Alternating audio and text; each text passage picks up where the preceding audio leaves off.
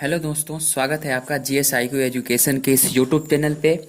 जैसे कि आप लोगों को बताया जा चुका है कि हम लोग यूपीएससी और बीपीएससी और अदर स्टेट पीसीएस का मेंस का जो आंसर राइटिंग का सीरीज चला रहे हैं, जिसमें प्रत्येक दिन हम लोग एक नए प्रश्न को लेते हैं और उसको किस तरह से एग्जाम में लिखा जाए उस पर हम लोग अच्छे तरीके से उसका डिटेल्स में उसका कॉन्सेप्ट को समझते हैं और किस तरह से एग्जाम में उसको लिखने का एक फॉर्मेट भी आपको बताया जाता है। ठीक है। और कल का जो एक प्रश्न था कि मौर्यकालीन कला के बारे में कल का एक प्रश्न था कि मौर्यकालीन मूर्ति कला के विशेषताओं को बताएं। ठीक है, तो उसी सेक्शन को कुछ आगे बढ़ाते हुए आज का भी एक प्रश्न हम लोग उस डिस्कशन करेंगे जो मौर्यकालीन कला से ही संबंधित है।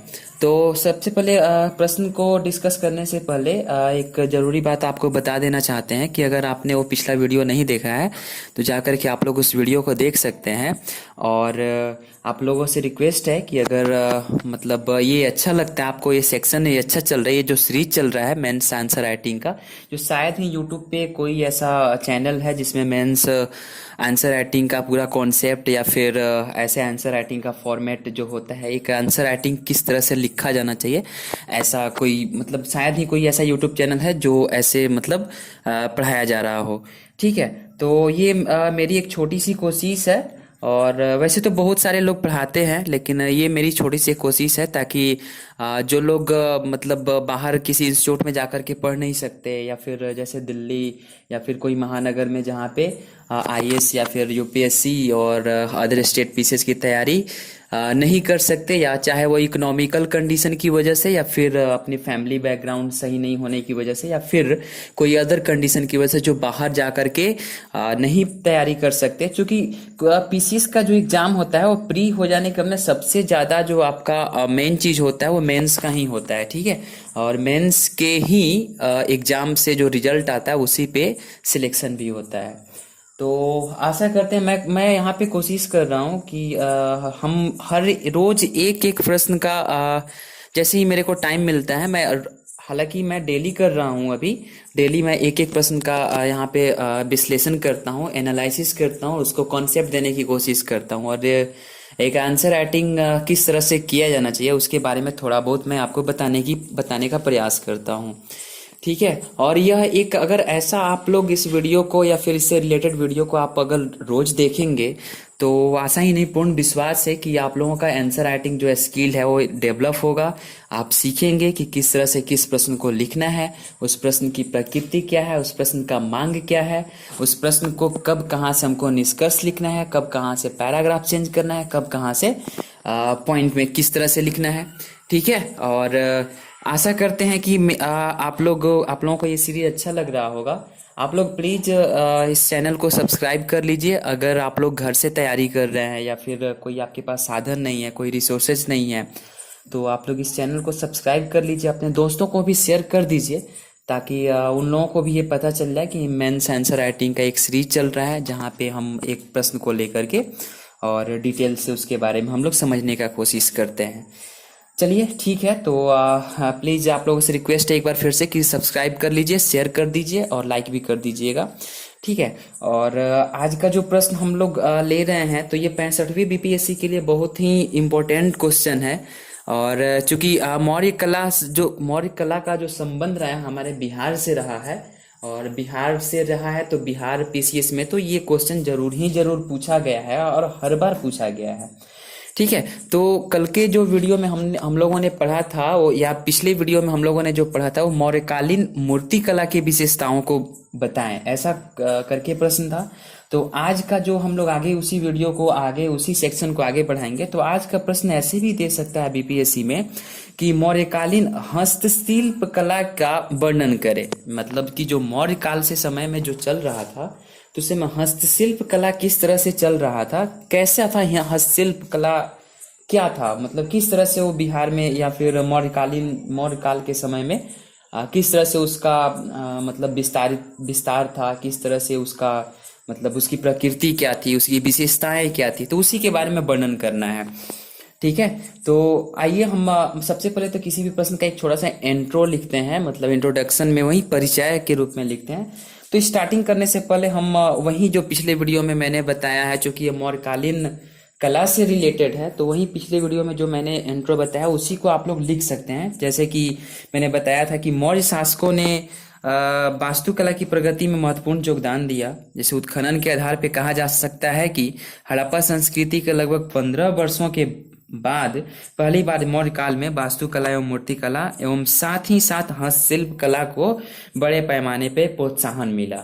ठीक है, और ये प्रोत्साहन इसलिए मिला, मतलब किसी भी राजनीतिक जो भी शासन चल रहा था, किसी भी राजा के काल में, किसी भी शासक के काल में किसी चीज को, जैसे कला हो गया, फिर से मतलब कला हो गया, संगीत हो गया, इन सब चीजों में प्रोत्साहन तभी मिलता है जब वहां पे एक राजनीति एकता का कॉन्सेप्ट मजबूत होता है और शक्तिशाली होता है, और केंद्रीय शासन की बदौलत व्यापार वाणिज्य में जब वृद्धि होता है, तो व्यापार वाणिज्य में वृद्धि होगा, इकोनॉमिक कंडीशन ठीक होगा, तो राजनीतिक सुदृढ़ता आएगी। जब राजनीतिक सुदृढ़ता आएगी तो राज्य का क्षेत्र बढ़ेगा।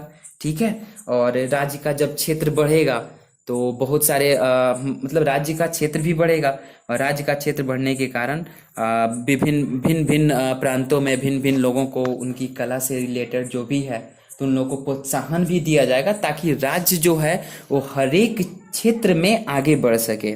ठीक है, तो फिर इसमें एक ये भी लिख सकते हैं इंट्रो में हम कि मौर्य शासन काल में राजनीतिक एकता और शक्तिशाली केंद्रीय शासन की बदौलत व्यापार वाणिज्य में उन्नति हुई, जिसके कारण शिल्पियों को भी प्रोत्साहन मिला। ठीक है, और मौर्यकालीन हस्तशिल्प कला की कुछ विशेषताएं अब आप लिख सकते हैं, या फिर जैसे वर्णन करना है कि किस तरह से मौर्यकालीन हस्तशिल्प कला किस तरह से था, तो उसके लिए हम लिख सकते हैं, कुछ पॉइंट्स लिख सकते हैं, पॉइंट्स के फॉर्म में लिख सकते हैं कि इस काल में जो खानों से कच्ची धातु निकालने, उसे गलाने, शुद्ध करने तथा लचीला बनाने की क्रिया की जानकारी प्राप्त हो चुकी थी। अगला पॉइंट ये लिख सकते हैं कि मौर्य काल में काष्ठ शिल्प के विकास के पर्याप्त प्रमाण मिले हैं। ठीक है, जो काष्ठ शिल्प होता था, जैसे लकड़ी के, जिसको लकड़ी को काठ बोला जाता है, काठ या फिर काष्ठ बोला जाता है।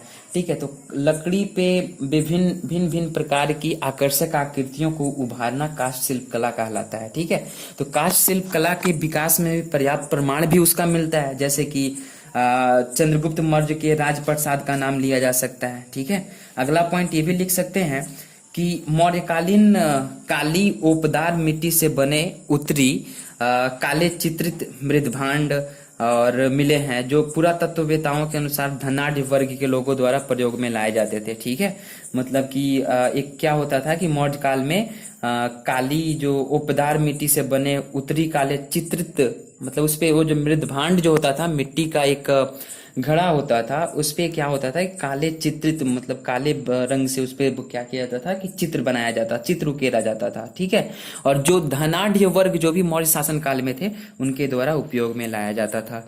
ठीक है, इसमें एक और भी पॉइंट्स बहुत सारे लिख सकते हैं वर्णन में, जैसे कि हम लिख सकते हैं कि मेगास्थनीज ने अनेक प्रकार की धातुओं जैसे सोना, चांदी, तांबा, लोहा आदि खदानों का जिक्र भी किया है। इन धातुओं का उपयोग आभूषण, बर्तन, युद्ध के हथियार, सिक्के आदि बनाने में किया जाता था। ठीक है, मेगास्थनीज ने इन मतलब मौर्यकालीन शासन व्यवस्था की, जो मौर्यकालीन कला व्यवस्था की भी वो अपने साहित्य में जगह देते हैं। ठीक है, तो ये पॉइंट भी लिख सकते हैं। उसके बाद से एक और ये पॉइंट भी लिख सकते हैं कि काशी एवं जो पुंड्रू था, जो जगह का नाम है, पुंड्रू जगह का नाम है, तो काशी एवं पुंड्रू में रेशमी कपड़े बनते थे। ठीक है, तो रेशमी कपड़े बनाने ये भी हस्तशिल्प कला के अंतर्गत आता है ना, चूंकि उस समय तो मशीन था नहीं, तो हाथ से ही तो बुनाई की जाती थी ना। ठीक है, तो और उसके बाद से तथा बंग का मलमल विश्व प्रसिद्ध था। ठीक है, जो बंग बोले तो बंगाल। ठीक है, बंगाल का जो मलमल था वो विश्व प्रसिद्ध था। ठीक है, इस समय दुकुल जो श्वेत व चिकना वस्त्र था। ठीक है, और तथा छौम जो एक प्रकार का रेशमी वस्त्र था, उसका भी उल्लेख हम लोग मतलब देखने को हमको मिलता है। ठीक है, कब मिलता है, तो मौर्यकालीन हस्तशिल्प कला में देखने को मिलता है। ठीक है, मौर्य शासन काल में देखने को मिलता है। ठीक है, और फिर अगला पॉइंट ये भी लिख सकते हैं कि इन उद्योगों के अतिरिक्त हाथी दांत पर काम करने वाले, मिट्टी के बर्तन निर्मित करने वाले तथा चर्मकारों की उपस्थिति का भी प्रमाण मिलता है। चर्मकार का मतलब जो चमड़ा से संबंधित जो भी मतलब जैसे बोले तो चमड़ा से संबंधित जो भी काम करते हैं, ठीक है, उनको चर्मकार बोला जाता है। ठीक है, तो ऐसे प्रमाण भी मिलते हैं। तो ऐसी मतलब इन सारी पॉइंट्स को आप लिख लिख करके फिर एट लास्ट में मतलब ऐसी सारी पॉइंट्स को लिख देंगे तो मतलब एक हस्तशिल्प कला का जो है वो छोटा मोटा एक मतलब छोटा सा एक वर्णन हो जाएगा और एक सटीक वर्णन हो जाएगा। ठीक है, और एट लास्ट में हम एक छोटा सा निष्कर्ष लिख सकते हैं कि उपरोक्त तथ्यों के द्वारा या फिर उपरोक्त बातों के द्वारा ये हमें पता चलता है कि उपरोक्त बिंदुओं के द्वारा ये हमें पता चलता है कि मौर्य काल में जो था ना वो मौर्य काल में जो हस्तशिल्प कला था वो उत्कृष्ट था, सुरक्षित था और राजनीतिक और आर्थिक एकता के प्रगति के कारण उसको प्रश्रय भी मौर्य शासक के द्वारा दिया गया। ठीक है, तो इस तरह से हम इस प्रश्न को लिख सकते हैं। ठीक है, ये बीपीएससी में हो सकता है इस बार पूछते, या फिर बीपीएससी में एक सम्मिलित रूप से प्रश्न पूछता है कि मौर्यकालीन कला की विशेषताओं को बताए, तो उसमें दोनों कला आ जाएगा, मूर्ति कला, हस्तशिल्प कला, ठीक है, स्तंभ कला, ये सब आ जाता है। तो ये मतलब एक अलग सेक्शन मैंने आपको बताया कि मौर्यकालीन हस्तशिल्प कला का वर्णन करें। ठीक है, तो कहीं ये भी प्रश्न पूछा जा सकता है, इसलिए मैंने इसको आप लोगों को 65वीं के लिए बहुत इंपॉर्टेंट प्रश्न है, तो आप लोग इसको आप एक बार रिकॉल कर लीजिएगा। ठीक है, चूंकि ये मेरा वीडियो ऑडियो में होता है, ठीक है, तो आप लोग इसको मतलब सुन सकते हैं, 1 या 2 बार सुन करके पेन डाउन कर लीजिएगा ताकि आपको ये याद हो जाएगा। ठीक है, और फिर हम आप लोगों के साथ में हमेशा बने रहेंगे और आप लोग भी हमारा साथ दीजिए। और नेक्स्ट वीडियो में फिर एक और नए प्रश्न के साथ हम मिलते हैं, एक और नए प्रश्न के साथ हम लोग डिस्कशन करेंगे, हम लोग उसका आंसर फॉर्मेट जानेंगे और फिर उस पे हम लोग विश्लेषण कर करके और ये बताने की कोशिश किया जाएगा कि किस तरह से हम एक अच्छा आंसर लिख करके अच्छे से अच्छे मार्क्स को हम प्राप्त कर सके। तो चलिए, बहुत बहुत धन्यवाद आप लोगों को। और हाँ, आप अगर इस पूरे वीडियो को देख रहे हैं, देख लिए तो प्लीज़ आप सब्सक्राइब कर लीजिए और अच्छा लगे तो इसको शेयर कर दीजिए, लाइक कर दीजिए। और अगर कुछ आप लोग सुझाव देना चाह रहे हैं तो कमेंट सेक्शन है आपके लिए। और कितना एक मतलब मुश्किल से आपको 30 सेकेंड या 40 सेकेंड का समय लगेगा, एक छोटा सा कमेंट भी कर दीजिए। चलिए, बहुत बहुत धन्यवाद आप लोगों का और फिर से हम लोग मिलते हैं एक नए वीडियो के साथ। Thanks for watching.